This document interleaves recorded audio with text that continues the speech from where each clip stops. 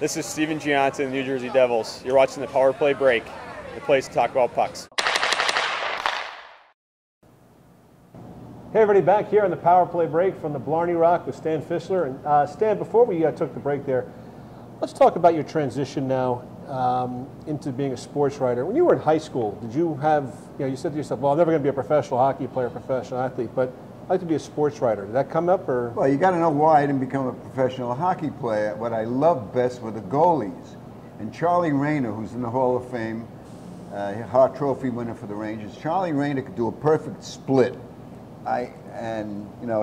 He was a big guy, and he went from like one tip of the his skate boot and the other, and he could cover the front end. It was just fantastic.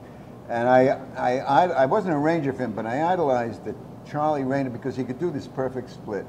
So every evening after dinner, I'd be in the living room trying to do a perfect split, and I got about 1/8 there. My father said, "You're never going to be a hockey player if you don't get to about 3/8," which never happened. Otherwise, I would have gotten a hernia. So I decided that I wanted to be early on, and I knew I wanted to be because it came almost subconsciously. And the way it came subconsciously is that I go to a game, and still the Rovers. And the Rovers had a program. It was a wonderful program because there was a lot of really good writing in it. But on a opposite page, they had the lineup. Okay. And the lineup was, surrounded by white. So there's a lot of room to write. So at the end of the game, I'd take out my pen. I got all this stuff in my scrapbooks at home in my office, and I'd write a story of the game. Very one-sided, I want you to know. The Rovers look wonderful. Well, no, whenever my team lost, it was the referee's fault. And it still is the referee's fault, no matter what anybody says, including Kerry Fraser, your friend. So I was writing naturally. When I started to go to the Ranger games, the programs were more expensive and there wasn't much white space. So I actually used to write on the back of the ticket stub. Okay. And you can't write a hell of a lot on the back of the ticket. Words on the back. But that's how I learned to get rid of the fat and only put the meat in. Mm-hmm. I mean, it doesn't take much to say, referee stinks, right? 2 words, you got the whole story of the game. Next game, another story. Now, did your high school have a school paper? No, and it bothered me. It bothered me because now I really wanted to write. I want to be a sports writer with the accent on hockey. And I went to a very poor school in Brooklyn called Eastern District. They had a paper, it was called the Gold and White, but we were so poor, we didn't have an athletic field. We didn't have a football team. Couldn't write about, well, baseball, basketball. We had baseball, but believe it or not, the sport that I covered was fencing. And we had a great fencing team. We used to play for the Metropolitan Area Championship, a high school in Newark called Barringer. Mm-hmm. And in those Still there. Well, in those days, Barringer was either the best or Easton was the best.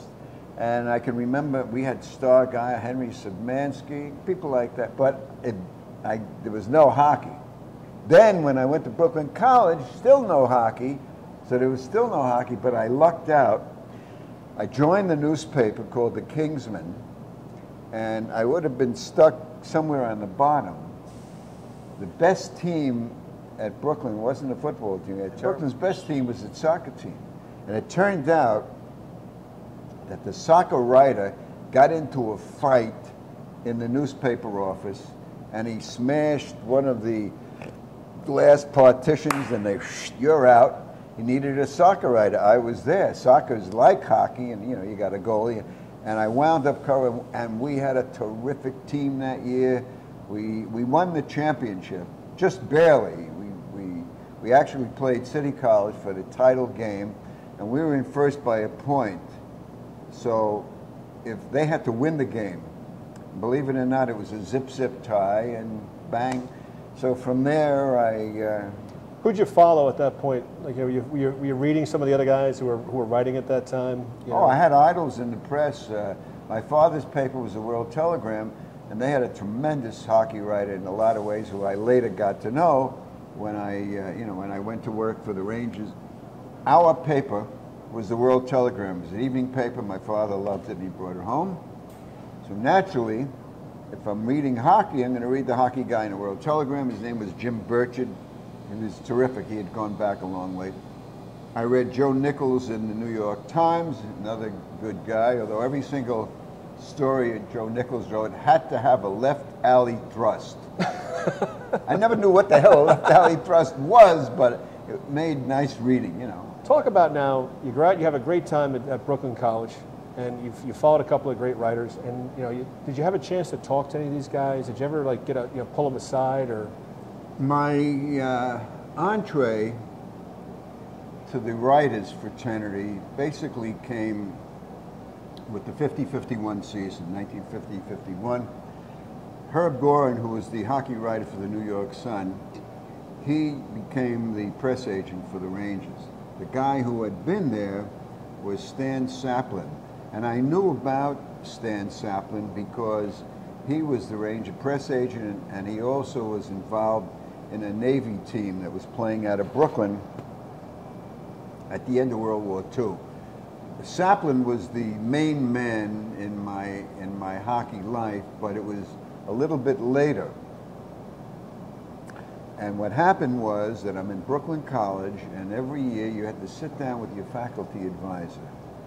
And my faculty advisor was a guy named William Pitt, whose descendants went to Pittsburgh. These were the Pitts from Pittsburgh. Great guy who had been in the Navy with Stan Saplin. Okay. Based in Brooklyn, and they had this hockey team. So I'm in the office with Pitt, and he says, "Well, what would you like to do for a living?" I said, "Well, I think I might want to teach, but I really want to be in hockey." He says, "Hockey?" I said, "Yeah, I'd love to be in hockey. I'd love to write about hockey. I'd like to work for the Rangers. I want to be in hockey. That's what I really want to be." He says, "Well, hold on." He picks up the phone, calls up Stan Saplin. Stan Saplin is now the hockey writer for the New York Journal-American. He says, "I got a kid here, Stan. He wants to get into hockey." Saplin says, "Tell him to stay out of hockey." He said, No, he wants to. That's what he said. He said, No, I want you to meet him." He says, "Well, send him over to Journal-American. We'll have lunch with him." So I go down in the Journal-American. This guy, great guy, big, tall, good-looking guy, and he takes me to lunch in the Journal cafeteria. Notorious for having the worst coffee ever made in any continent, but what the hell did I care, right? So he's talking to me, and I said, I want to get into this. He said, "Stay out of hockey." No, I want to. So we became good friends. And now the Ranger fan club had been formed, and I was a charter member, so I switched from being a Leaf fan to a Ranger fan. And me and a guy named Freddie Meyer, who I still am in touch with, we played roller hockey together, and a guy named Jerry Weiss, we got the fan club. Got to have a fan club paper, so we created the Rangers Review. I still have original copies, mimeograph. You know what mimeograph means? Roll them out of the machine. Right. And Herb Gorin, of course, was not, and he liked the fact that, you're creating interest. Yeah. And we decided we want to interview players. So the Rangers, in those days, they stayed the day of a game across the street from the old Garden on 49, the Hotel Belvedere, still there. And one guy, the first guy we ever interviewed was a forward. His name was Eddie Coleman, Kullman, great guy. He was in bed. Freddie Meyer and I there. We interviewed. We're sitting and interviewing hockey players, and he's nice guy. And this was the beginning. And then players would come to the fan club meeting. Don Bones Rowley, who I became very friendly with, was captain of the team. And because of that, I started getting closer to the writers. And then in my senior year, I went to the Garden, and I visited with Tom Lockhart, he was the business manager of the Rangers, but he ran the Rovers, and he ran the whole Eastern League. He was what we call in Yiddish a macher. He was, you know, he was everywhere. He had power He was all the over. head of the, you know, USA Hockey. Yes. Well, it was He was a the house. he was the day He was over. the creator of USA, and a great guy, New York guy. I got a whole chapter that I did, a oral history with him in a book that I have coming out. And I said, Tom, you know, he knew me now because being in the fan club, I'm around, you know, I'm around the offices. He said, I said, I have one, I blocked off one college day.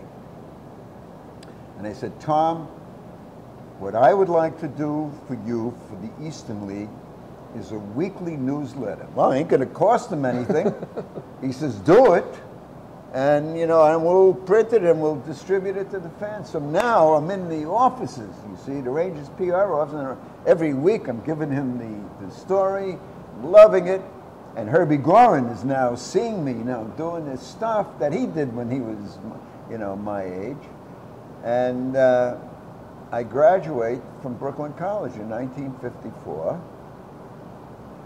And sometime in September, I get a phone call from Herb Gorin. I was doing some work. I was working in a 2-bit ad agency in Brooklyn, and I get a call from Herb Gorin, and he says, "How would you like to work for the team?" And I hit my head. No, I can't be hearing this. You know, it's got to be a dream. Got to be. I said, "What do you mean?" He says, "Well, I'm looking for an assistant, and I'd like you to be it." And I said, "Well, does that mean I have the job?" He said, "No." So I then stopped hitting myself in the head. I said, "What do you mean?" He said, "Well, I got to clear it with Frank Boucher, who is the manager, and I'll call you back tomorrow." And for that period, from hanging up until tomorrow came, you know, I was between the dream and, you know, it was just I just didn't know what to think. And then when he called me up and he said, "You got the job," it went right up to hockey heaven. I now am getting paid to be around the game. Be around the game. I loved it so much that I wouldn't, you know, Saturday and Sunday were my days off. I'd go in there on Saturday. I'd go in there on Sunday. We had a game Sunday night, but what the hell? I didn't have to be there until 6 o'clock. I'd be there at 10. And we used to get all the, because we had a farm team in Saskatoon, the Quakers. We had a farm team in Vancouver, the Canucks. We had a farm team in Prince Albert, Saskatchewan. The great Orland Kurtenbach was with. So, I mean, just reading all these, I was reading the Saskatoon stuff, Phoenix, the Vancouver Sun. I mean, it's just the best. And now, of course, I'm meeting all these writers, and that's how it happened. Now, you're working for the team. How did you wind up at the New York Journal-American? Stan Saplin. Stan was sort of my rabbi. I mean, Stan and I got friendly because it all started in the Journal-American cafeteria. And there was a lodge, Jewish lodge called B'nai B'rith, and B'nai B'rith had a separate sports lodge, only guys who were in sports. And I joined that while I was with the Rangers because Saplin was a member and Herbie Gorin was a member. And one of the members was the sports editor of the Journal, Max Case. So I got to know Max a little bit. So what happened was that Saplin left his job covering the Rangers for the Journal-American. They went to direct PR at NYU. Dave Anderson went from the Brooklyn section of the Journal-American, doing a sports column. Dave Anderson went to covering the Rangers after Saplin, and there was an opening. When we get back here in the Power Play break with Stan Fischler, we're going to talk about working at the New York Journal-American and other great stories at Madison Square Garden.